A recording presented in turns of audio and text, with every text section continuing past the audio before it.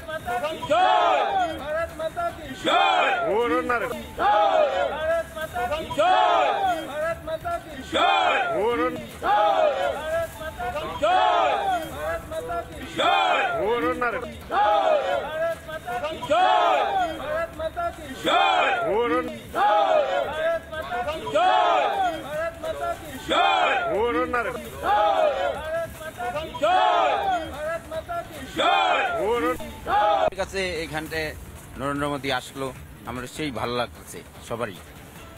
26-এ আমরা 100 লাভ তো করতেইছি। প্রধানমন্ত্রী আমাদের নরেন্দ্র মোদী আমাদের এখানে আসছে, আমরা খুব গর্বিত।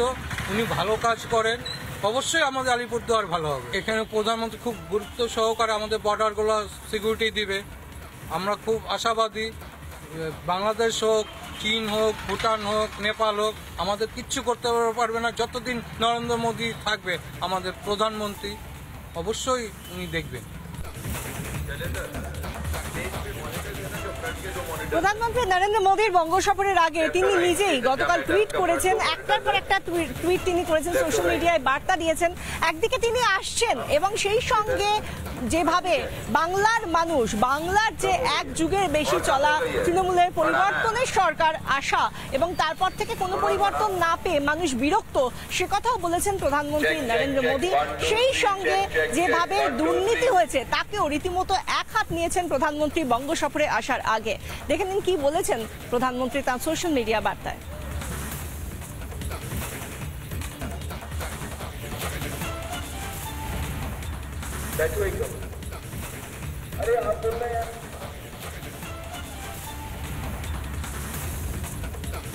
এই টুইটগুলো আমরা দেখাচ্ছি, যে জায়গায় তিনি সোশ্যাল মিডিয়া বার্তা পাঠিয়েছেন সেই জায়গাগুলো বিশেষ করে যেগুলো বিশেষভাবে নজর দেওয়ার দরকার, যে পয়েন্টগুলো তিনি একেবারে বাংলায় আসার আগে তিনি বলেছেন, যেখানে তিনি বলেছেন যে যেভাবে বাংলার মানুষ তিতি বিরক্ত, যেভাবে তারা অনেক কিছু চেয়েছিলেন, অনেক স্বপ্ন দেখে একটা পরিবর্তনের সরকার এনেছিলেন 34 বছরের বাম জামানার অবসান ঘটিয়ে, কিন্তু তারপর এক যুগের বেশি কেটে গেল, কিন্তু কি পেলেন বাংলার মানুষ? কিছুই তো পায়নি। বেকারত্ব পেয়েছে, দুর্নীতি পেয়েছে এবং তারা বিরক্ত, বলছেন প্রধানমন্ত্রী নরেন্দ্র মোদী। সেই জায়গা থেকে এবার তিনি আসছেন বাংলায় এবং যেভাবে একের পর এক ক্ষেত্রে কখনো আমরা দেখেছি প্রধানমন্ত্রীকে নিশানা করা হয়েছে, কখনো আমরা দেখেছি স্বরাষ্ট্রমন্ত্রীকে নিশানা করা হয়েছে, কিন্তু কেন্দ্রের যে কাজগুলো করা হচ্ছে সেগুলোর দিক থেকে তো কখনো ভালো কিছু বলা হয় না। এরকম ভাবে রাজ্যের বিরোধিতা আমরা দেখেছি। এবার বাংলায় আসার আগে প্রধানমন্ত্রী রাজ্যের সরকারকে যেভাবে কটাক্ষ করেছেন সেটা অবশ্যই নজর রাখার মতো। এবং তার পাশাপাশি আজ শুভেন্দু অধিকারী বিরোধী দলনেতা, তিনি কি বলেছেন বিজেপি নেতা দিলীপ ঘোষ বঙ্গ সফরে মোদী, এই বিষয় নিয়ে শুনুন।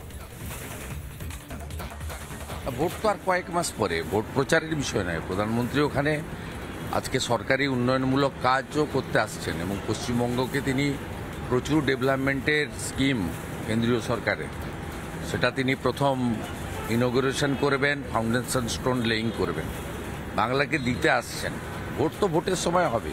এই জোনে উনি আসছেন।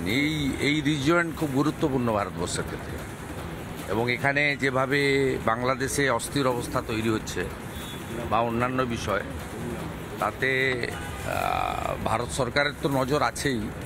এবং আমরা আশাবাদী প্রধানমন্ত্রীর মুখ থেকে আমরা খুব বলিষ্ঠ কিছু বার্তা পাব, যা দেশের পক্ষে তো যথেষ্ট এবং পশ্চিমবঙ্গের ক্ষেত্রেও গুরুত্বপূর্ণ। প্রধানমন্ত্রী টাকা নিয়ে আসছেন না, পশ্চিমবাংলার মানুষকে মেসেজ দিতে আসছেন যে এই যে দুঃখ কষ্ট আপনাদের চলছে, এত অনিয়ম চলছে, আইন শৃঙ্খলার সমস্যা চলছে, এর থেকে মুক্তির একমাত্র বিজেপির হাত ধরে, মোদির হাত ধরে। এই মেসেজ এই জন্য লোকে অপেক্ষা করছে।